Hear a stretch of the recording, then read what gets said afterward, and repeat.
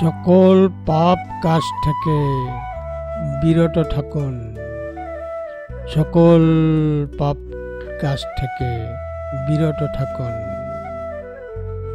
সব সময় ভালো কাজ করুন। চঞ্চল চিত্তকে দমন করুন। এটাই বুদ্ধদের শিক্ষা। ধম্মপদ 183।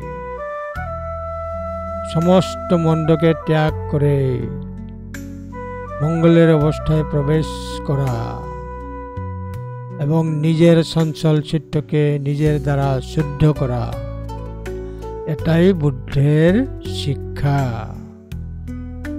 প্রতিটি মন্দ কখনো না করে এবং সুস্থতায় বৃদ্ধি পায় এবং একজনের হৃদয়কে পরিশুদ্ধ করে, এটাই বুদ্ধদের শিক্ষা।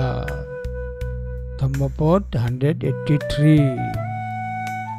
সব্য পাপস্য অকরণং কুশলস্য উপসম্পদা স্বচিত্ত পরিয়োদপনং এতং বুদ্ধানুশাসনং এতং বুদ্ধানুশাসনং।